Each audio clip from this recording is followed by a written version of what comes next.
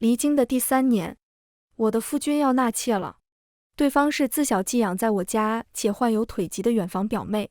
表妹搭上李木良我不意外，意外的是这桩亲事是我母亲为她求来的，她的嫁妆更是我祖母亲自置办的。仿佛表妹才是金尊玉贵的将军府千金，而我这个替父兄戍边的女儿却成了白家的耻辱。表妹很得意，堂姐，若你不同意我进门，木良定会休了你。我被气笑，答应让她入门。毕竟我也很想知道，战场上的手段若用在她和李木良身上，他们谁能熬得更久？大家好，欢迎收看皮皮听书。收到李木良要纳妾的信，我在帐中哭坐了一宿。飞霜鼓起勇气掀起帘子，原是准备痛骂李木良一顿的，见我眼睛红肿，话到嘴边又咽了回去。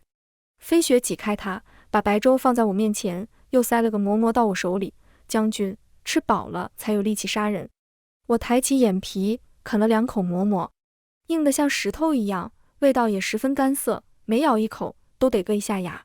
这么难吃的东西我已经吃了3年，着实有点想念娘亲和祖母的手艺。李木良在信里说，他和我表妹许如意的亲事是我母亲亲自求来的，许如意的嫁妆更是我祖母亲自置办的。我根本不信，我才是将军府千金，是白家唯一的亲女儿。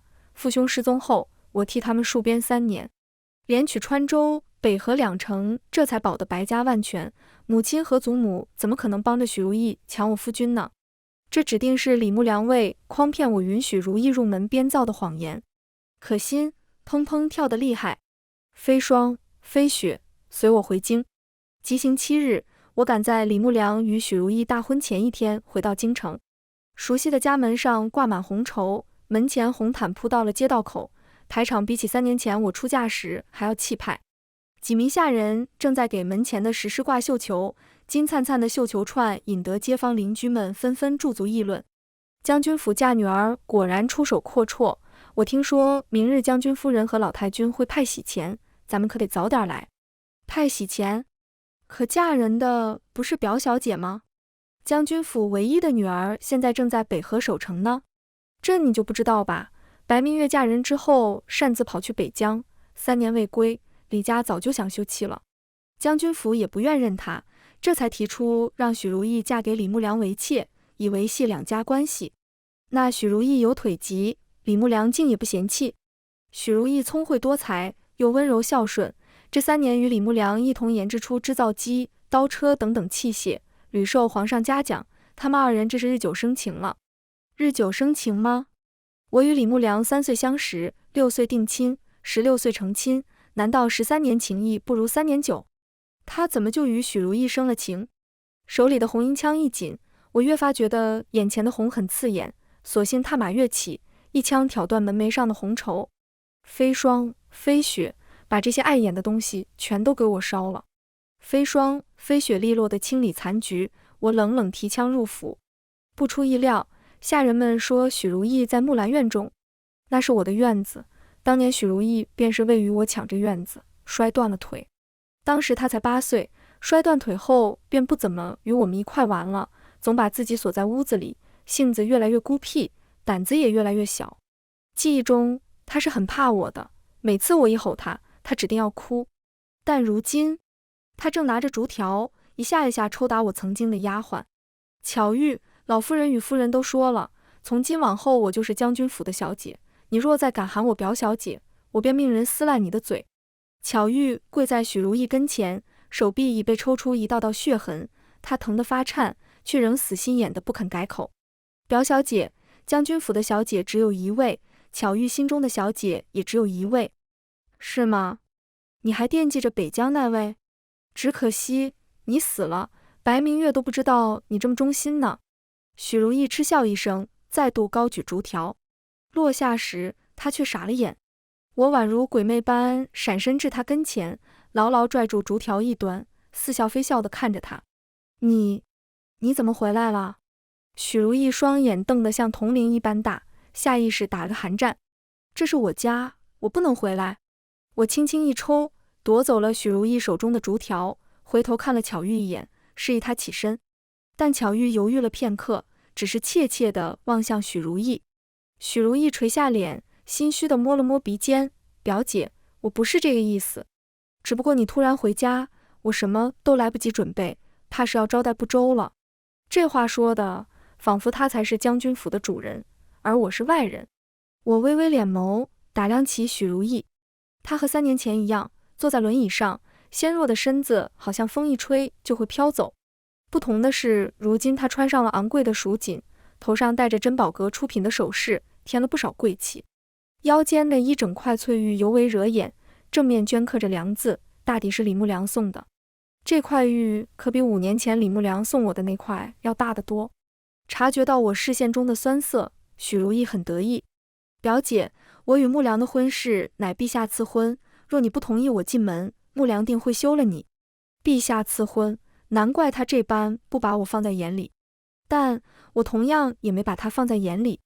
我拿起竹条，冷不丁抽在许如意脖子上，她白皙的玉颈瞬间被刮出一道血痕。许如意，你占我的院子，打我的丫鬟，抢我的夫婿，真当我死在北疆了？今日不打死你，我不姓白。明月，你这是做什么？快快住手！明月，你疯了吗？祖母和母亲得知我突然回京，匆忙赶到木兰院。向来疼我疼得跟眼珠子似的二人，此刻见许如意受伤，竟看都没看我一眼，匆匆从我身边穿过，毫不避讳地挡在许如意身前。明月，你一回来就欺负如意，这像什么话？是啊，明月，如意她是你的妹妹，未来在李府后院，你们还要相互扶持的。妹妹，我啐了口痰，白了母亲和祖母一眼。将军府好心收留许如意，让她白吃白喝9年，如今她却妄想爬上我夫君的床，我可没有这种狼心狗肺的妹妹。话音刚落，啪的一声，微风静止了一瞬，脸上传来火辣辣的痛感，心脏刹那间皲裂破碎。我的母亲当着所有人的面打了我一个耳光，她红着眼，声音压得极低：明月，快向如意道歉。如意她嫁入李家，都是为了你，为了将军府，为了我嫁给我夫君为妾。多么可笑的说辞！母亲的话我一句也听不懂，握着红缨枪的指尖因太过用力变得清白。祖母察觉端倪，朝我露出一个不怎么用心的笑容，温和劝道：明月，你奔波数日，先去洗漱一下吧。她给身旁的刘嬷嬷递了个眼神，刘嬷嬷会意，上前想取走我的红缨枪。我瞪了她一眼，枪柄落在地上，荡出澎湃的杀气。洗漱？我的院子都被许如意占了，敢问祖母，我该去哪里洗漱？祖母语塞，看了看母亲，又看了看我握着枪青筋凸起的手背，张了张嘴，愣是没吭声。母亲拧眉，没耐心地斥责道：府中空房多了去，怎么你非得和如意争这院子？你与李牧良可是拜过堂了，如今回京按理说也该回李家住的，跑来娘家逞什么威风？逞威风？打我丫鬟逞威风的难道不是许如意吗？我有点恍惚，3年没见，我的母亲好像已不是我的母亲，祖母也好像已不是我的祖母，他们全都站在许如意身边，为了许如意与我针锋相对，而真正的始作俑者却躲在他们身后，洋洋得意地审视着我。许如意似乎在期待从我脸上看到崩溃挫败的表情，只可惜她永远也不可能如愿。身为一军之首，我从不会崩溃，也绝不认输。许如意，小时候你跟我抢木兰院，结果摔断了腿，今日你还敢觊觎我的东西，就不怕丧命吗？我撞开祖母与母亲，将刚刚那一巴掌狠狠挨在许如意脸上，又猛地将她从轮椅上拖起，拖至房门口。屋子里的摆设全都变了样，我的东西一件也看不到。你住过的屋子太脏，我不会要，但即便是我不要的东西，也轮不到你用。飞霜飞雪，把这儿从里到外通通给我砸了。飞霜飞雪高声应是，祖母和母亲气得捶胸顿足，大骂我不孝。我掏了掏耳屎，弹在许如意脸上，骂早了，待会儿我扒了许如意的皮，你们再骂也不迟。祖母身体一向不好，竟被我气晕，许如意哭喊着要爬过去。我和飞霜飞雪却有条不紊地开始砸东西，一时间院子里乱作一团。突然，一批衍生的家丁将我围住，领头那人正是我3年未见的夫君李牧良。他身上的朝服都没来得及换，就这么风风火火地率家丁闯府救人，看来许如意对他来说确实不一般。白明月，你这个妒妇，你千里迢迢赶回京城，就是想折辱如意吗？要娶如意的人是我，爱上如意的人是我，你有什么不满，都冲我来。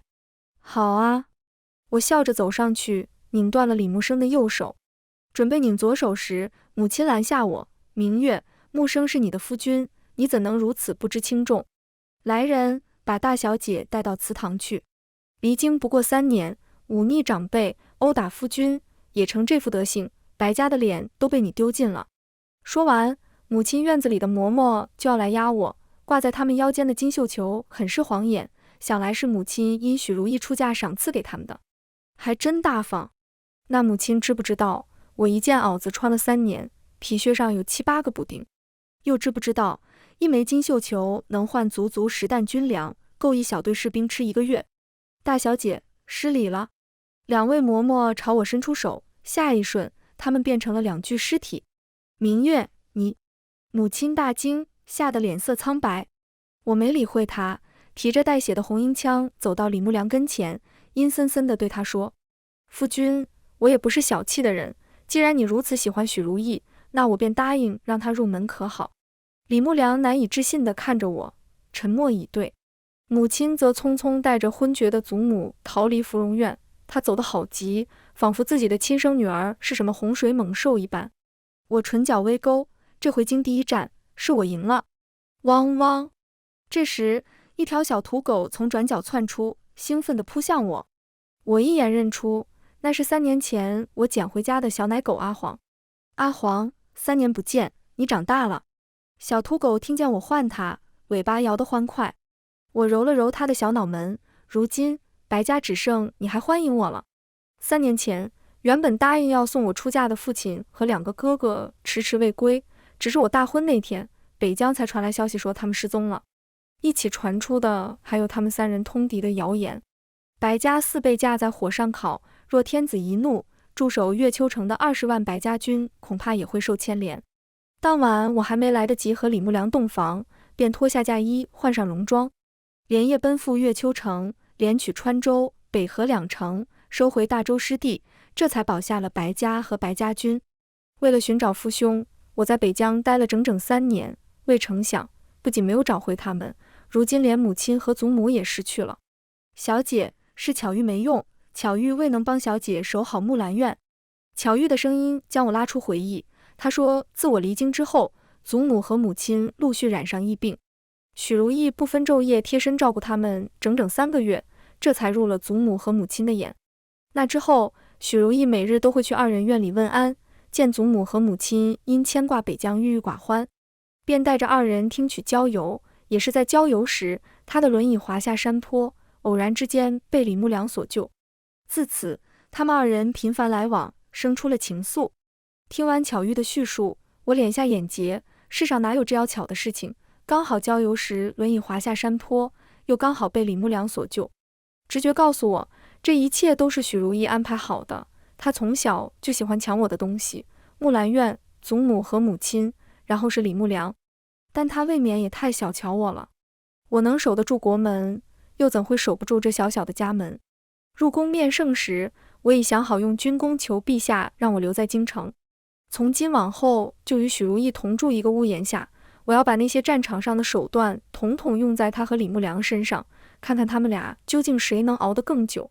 结果在宫门口遇上姨奶奶庄韶华，她带着霍家18位英烈的灵卫跪在宫门口，为他孙女霍家宜求懿旨和离书。对于誉王宠妾灭妻、刺伤家宜的事，我略有所闻。望着霍家3代18位英烈的灵卫，同为君者，我忍不住下了马，答应帮姨奶奶劝劝陛下。姨奶奶和我祖母一向不对付，但那日她放下面子，朝我点头致谢。我不忍让姨奶奶失望，也见不得中门之后被糟践，索性拿军功换了霍家宜的和离书。当我如约把圣旨交到姨奶奶手上，她动容地提醒我，日后经过天水沟时要万分小心，别遭了敌人的埋伏。天水沟是京城回北疆的必经之路，离京城不远。我虽不明白姨奶奶为何觉得那里会有敌人，但我还是很感激她。如今我的祖母、母亲都已经不在意我了，还能听到一声亲人的问候，挺珍贵的。离宫后，我回了霍家，本想着把小黄带走，找了一圈，却没瞧见他的身影。随手抓了个婢女询问，婢女支支吾吾地说：“小黄好像在后厨。”后厨？他声音里的恐惧让我隐隐有不好的预感。我飞奔向后厨，却听见许如意的婢女翠环在骂小黄：“狼心狗肺的东西！小姐每天喂你吃肉，你竟还惦记着别人。这下好了，小姐亲手宰了你，轮到我们吃你的肉了。”什么？我定睛一看，小黄鲜血淋漓地倒在地上，他被人开膛破肚，肚子上的血这会儿还在往外流，而翠环嫌弃地蹲在一旁洗手。也是够倒霉的，那么多丫鬟小姐，偏偏让我抱你到后厨，恶心死了。翠环伸出脚，但还没踹到小黄，就被我的枪刺穿。翠环痛得大叫，拼命往外爬，腰间的金绣球蹭掉了，也没敢停下捡。我单手抱起小黄的尸体，任凭小黄的血水沾在军甲上。小黄，我这就为你报仇。待翠环爬到人来人往的连廊里，我用枪慢悠悠地划开了她的肚子。下人们没见过这种恐怖场景，吓得四处逃窜。许如意却孤身一人朝我走来，她的脚步一深一浅，似乎比以前走得快了些。表姐，你看我走得好吗？我没理她。许如意从小时候就是这样，明明能走，却硬要待在轮椅上。她说她害怕听见别人叫她瘸子，事实上除了她自己，根本没有人会叫她瘸子。表姐，你不说话啊，是因为我走得还不够好是吗？我已经尽力了，昼夜练习也无法像正常人一样走路。许如意，你算正常人吗？算的话，为什么你养了小黄3年，连一丁点感情也没有呢？许如意颤抖地笑出声，表姐，为了和我抢木兰院，你害我摔断了腿，那你对我有一丁点感情吗？你问我为什么要杀小黄，得不到的东西就毁掉，难道不是你今日教我的吗？你知道吗？小黄的肚子好软啊，我用你送我的匕首轻轻一划，瞬间就破开了，然后我掏出了他的心脏。表姐，我知道你不会杀我，因为你想从我手里重新夺回一切。许如意逆着我，笑意嫣然。我抱着小黄转身，似又想起了什么，脚步一顿，表妹，明日喜宴，我帮你邀请乔文宇可好？许如意瞬间沉默，良久才道：表姐，不必牵扯其他人，我与乔大人早已断了联系。联系是断了，情断了吗？我将许如意脸上的慌张尽收眼底，她刚刚只说对了一半，我不杀她并不是为了夺回什么，而是为了让她生不如死。像她这种人，死才是解脱。翌日，白府内外挂上白布，地上洒满纸钱，喜宴被改成丧宴，所有宾客都是跟随我从北疆回京探亲的白家军。一早赶来领喜前的百姓们疑惑，今日不是许如意出嫁吗？将军府谁死了？莫不是老太君先逝了吧？听说她身子一向不好。这许如意也是倒霉，大喜之日克死了老太君。听着百姓们的议论，我郑重澄清：诸位，今日白家丧宴是为忠犬小黄办的，我祖母还没死，不过也快了。昨天我把小黄的尸体抱到祖母跟前，当着她的面为小黄缝好肚皮。她被吓得心急发作，郎中说她已病入膏肓，剩不了多少日子了。可即便身子已经虚弱到站不稳，祖母却还坚持要送许如意出嫁，这等偏爱实在是叫人羡慕。但我也没说什么，示意飞霜飞雪把府中重新布置了一番，为小黄设了个别致的灵堂。那天晚上，我连续杀了3个看不顺眼的老妈妈后，府中下人再无人敢忤逆我，连母亲也只能唉声叹气地陪在祖母身边，劝许如意暂时别招惹我。许如意的确没招惹我，她被飞霜压着，为小黄披麻戴孝，抄了一遍又一遍往生咒。听见喜悦声，我并没在门口等许如意出门，而是策马前往李家。我一身戎装，持红缨枪站在李家大门前，替公婆招呼宾客。由于我3年不在京城，认不得人，只好一个一个询问宾客们的名字，并让飞雪登记。那些官员们也算是见过世面的人，却似没看到过死人内脏一样，总要盯着我插在红缨枪上心脏看很久，然后借口头疼脑热匆匆告辞。也有几个身体康健的，比如乔文宇、姨奶奶、三皇子沈长渊，他们倒是进到李府中喝了杯喜酒。和我预想中的一样，李木良和许如意故意避开我，并没有在前厅出现，而是从后门入府躲进了东院。3年前，我和李木良也准备在东院主屋里洞房花烛的。3年后，他怀中佳人却已变成了许如意。我特地在门外多等了一会，听见表妹娇羞的声音，才猛地一脚踹开房门。许如意吓了一跳，缩进被子里。李木良光着膀子，手忙脚乱地捡地上的亵裤。白明月，偷看人行房事，你还要不要脸？脸自然是要，但我更想要你的子孙根。毕竟这是我回京以来最期待的一幕。手起刀落，李木良的子孙根被生生斩断。我踩在那团血肉上，不好意思地冲惊如小鹿的许如意笑：“表妹，不必谢我，现在李木良和你一样是个废物了。”第2日，李木良亲姐姐云贵妃派人将我和李木良接入宫中。皇上事事顺从贵妃，竟叫来皇后，想让李木良一个外男留在宫中休养。至于我，云贵妃不知从哪听说我带了3万人回京，给我扣了一顶谋反的帽子，非要皇上将我下狱。陛下，白明月若不是想谋反带那么多士兵回京，是为什么？爱妃，白家军镇守北疆，他们中10年没回过家的士兵，这次才跟着一同回乡看望父母妻儿，这是朕允许的。云贵妃不依不饶，这3万人都去了哪里？白明月，你可有凭证？有，就在兵部侍郎乔文宇手上。乔文宇奉命将登记探亲士兵的名册带到御书房中，云贵妃也不傻，这只是名册，他们到底回乡没无从知晓。陛下，无风不起浪，你可得好好查一查。皇上思忖片刻，命乔文宇即刻前往京城隔壁的崇武城、奉先2城调查。白将军，你可千万别辜负了朕对你的信任。我和乔文宇一同走出御书房。小时候，白家和乔家是邻居，他曾跟我们玩在一块。后来许如意摔伤了腿，他便只陪许如意一个人玩。我记得我出嫁前，他和许如意都还是很要好的，2个人一块捣鼓些稀奇古怪的小东西，日子也过得蛮有意思。母亲还与我感慨说，如意若能嫁到乔家就好了。不知这3年里，许如意和乔文宇出了什么变故，让那个曾经真诚热烈的少年看起来像换了个人。我注意到他低着头，似有些欲言又止。乔大人，可是想问我表妹？乔文宇抿了一下唇，心虚地摇头。我自顾自地说，昨夜如意她没受伤，但今日可不一定了。我话音刚落，乔文宇便肉眼可见地紧张起来。白将军，这是为何？我故意看了一眼他抱在怀中的名册，心情一不好，我就会想拿妾室出气。乔文宇拧眉，安静地陪我走了一段，临近宫门前，他主动开口：“将军所忧之事，文宇会尽力办妥，还请将军善待如意。”好，我唇角微勾，和聪明人说话就是愉快。回去后，我的确没对许如意怎么样，只是轻描淡写地告诉他：“表妹，乔文宇为了你，马上就要犯下欺君死罪了。”许如意的表情一点点皲裂破碎，半咬着唇，发不出任何声音。为了跟我抢东西，舍弃自己真正的爱人，一定很难受吧？这种深入骨髓的伤痛，犹如一道无法愈合的裂痕，会深深嵌入许如意漫长的生命里，终将如影随形，伴随一生。但我没想到，许如意手里还握着一张底牌。第2日，皇上急召我和许如意一起入宫。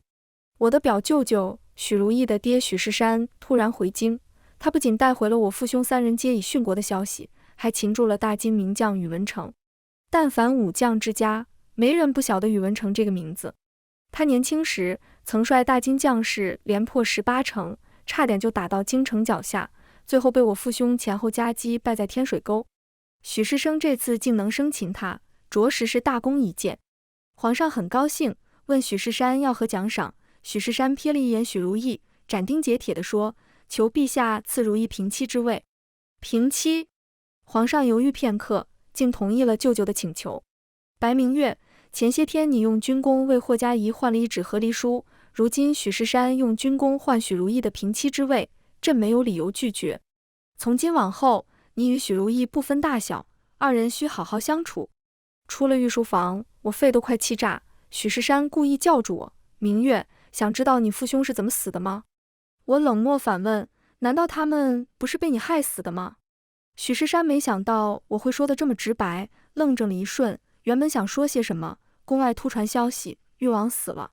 誉王是皇后之子，也是炙手可热的太子人选。他的死讯一传开，宫里立刻乱了起来。禁卫军关闭了所有宫门，陛下所在的御书房也被严密地保护起来。后宫里陆续传来太监宫女的惨叫声，北风呼呼吹来浓郁的血腥味。我微敛眼睫，有人这是按捺不住，开始逼宫了。那正好，这时候死2个无关紧要的人，没人会在意。我猝不及防地对许世山出手，没想到他早有防备，挡下这一击。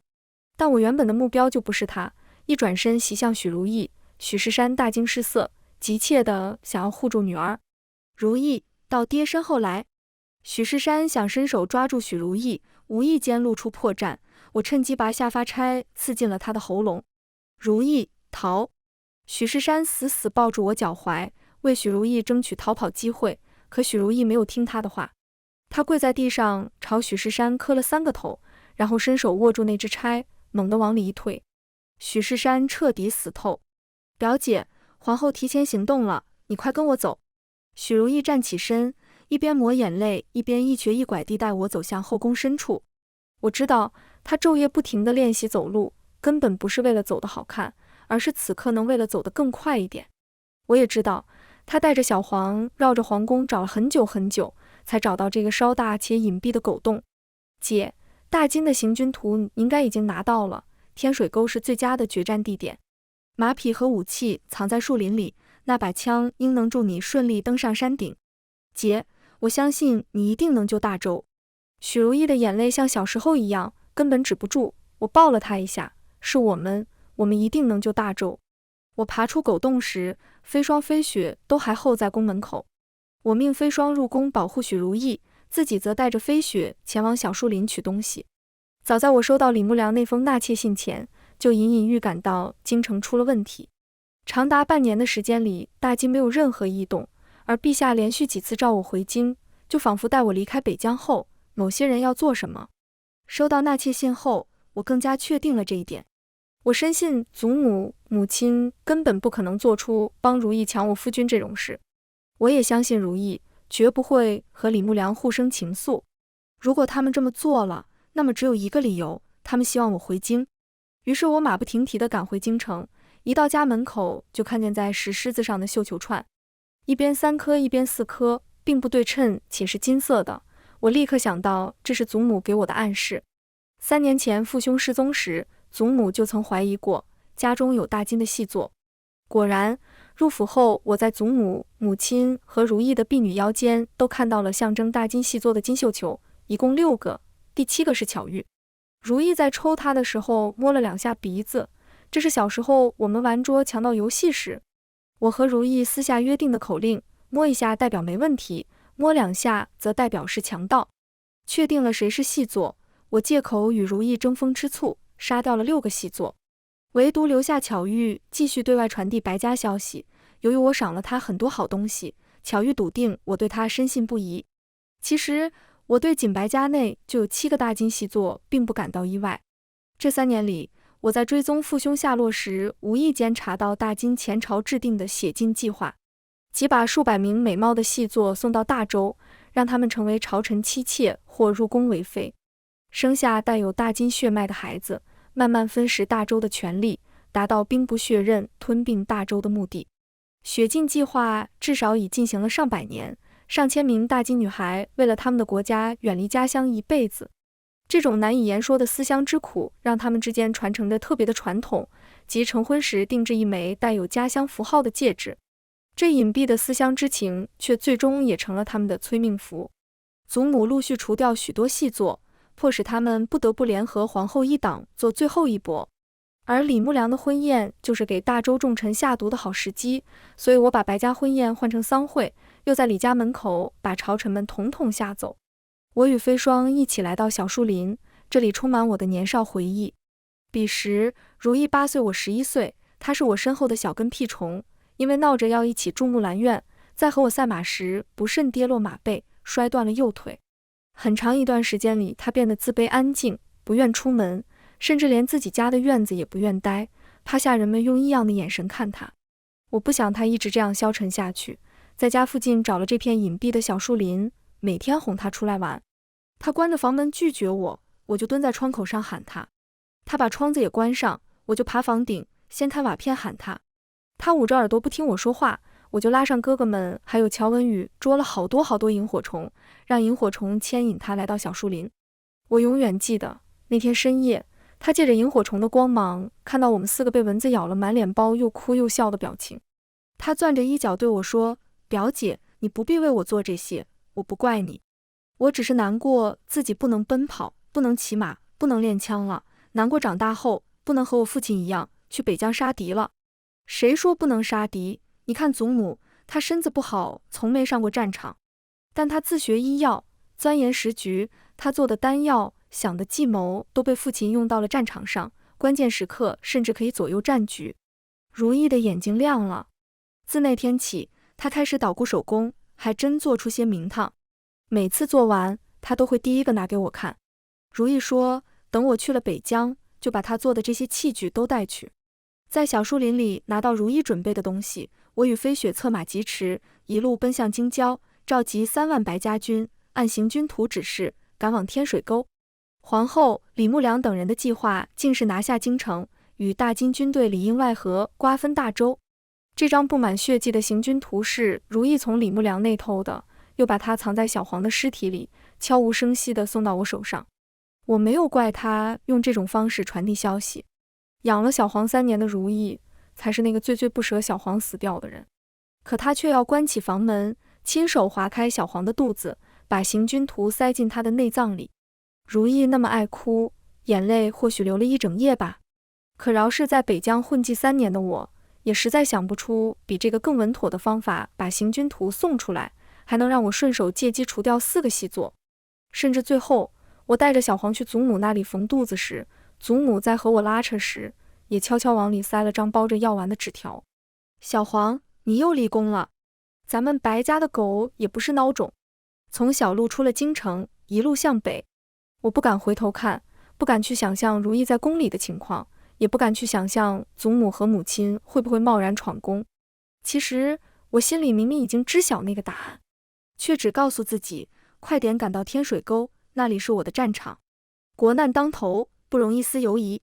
抵达天水沟时，一群村民因为木桥被破坏，无法渡河而焦急地聚集在河边。他们还不知大金的军队马上就要来了，想着渡河做些小买卖。我掏出身上所有银子分给他们，劝他们暂避战火。他们才知道，20年前杀过他们家人的大金狗贼又来了。一位老伯找到我，将军，要不我们帮你们造一座桥吧？这么多人，2天时间足够了。我摇摇头，我们必须在1天内拿下天水沟，否则毫无胜算。桥被破坏了，说明皇后他们提前在天水沟做了安排，大抵是调用了附近城池的守军，至少也有3、5千人。这场战是根硬骨头。见我神色凝重，老伯要喝起来。各位乡亲，大金狗贼马上就要来了，我们把门板撑起来，让将军们渡河可好？好，我先来。李伯，您都60了，这冬天的河水受得住？受不住也得受，我死也不当亡国奴。对，不当亡国奴。一个接一个百姓扛着自家门板跳入冰冷刺骨的河水中，有白发老翁，有衣着光鲜商贾，有朴实善良的农妇，有10多岁一脸稚气的少年。他们对我喊：将军们，快上来！这时，我终于明白祖母留给我的字条上为何会写着天时地利人和。上桥！我当机立断，命飞雪带着白家军先行，自己殿后。大军过到一半时，霍家仪和沈长渊来了。霍家仪得知我要攻打天水沟，说他小时候在那里养过一段病，熟悉那里的地形，自告奋勇与我们一同前往。我没有拒绝，此时此刻任何一点助力都能增加大周的胜算。但沈长渊却拉住他，提出可以带他入京找霍老太君。我以为以嘉仪和祖母的感情，他定会跟沈长渊走，但嘉仪却坚定地踏着门板渡河。大敌当前，祖母会理解我的。沈长渊没再说什么。当第一个跳入河中的老翁受不住时，他下意识跳进河里撑起门板，并命他养的死士们一起帮忙架起人桥。3万白家军踩着皇子的肩膀，踩着百姓的肩膀，顺利渡河。白将军，山上已有人设伏，如果想减少伤亡，可以挑选100余人，夜里我们悄悄从悬崖攀上去，打个突击。那个悬崖我小时候爬过，我愿为白家军探路。我默了默，视线停在嘉怡受伤的小腹上。你的伤？将军，我知此战事关重大，若没有十足的把握，嘉怡不敢请命。望着嘉怡坚毅的神情，我重重点头。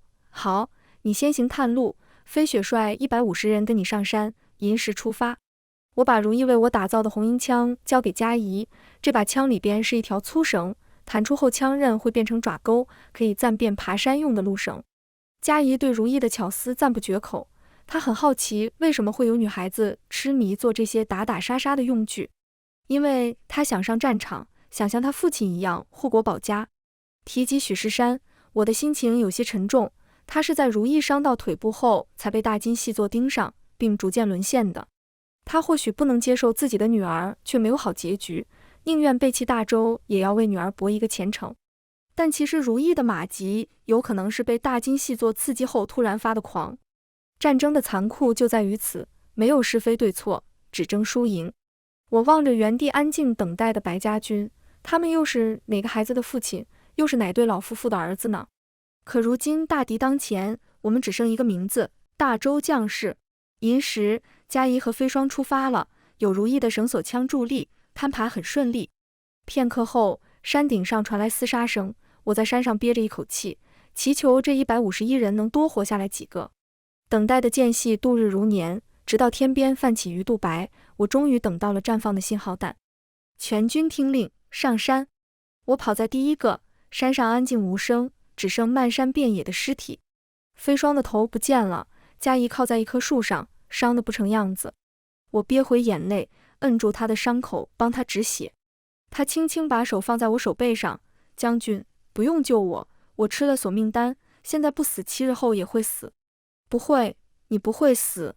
我拿出祖母给的药丸为嘉怡吃下，派人将嘉怡送到沈长渊身边，我想他或许还有余力照看嘉怡。处理完山上的尸体，我开始利用地利布防。至于天时，我向老天祈求一场大雪，老天还是偏爱了大周。大金的10万大军悉数被埋于雪崩之下，侥幸逃脱的也被从南境赶来救驾的霍远悉数歼灭。霍远说是我祖母修书让他来京城的，明白霍两家因为两家祖母互相看不顺眼，平时没有太多交集，但他收到信的那天不知怎么就立刻出发了。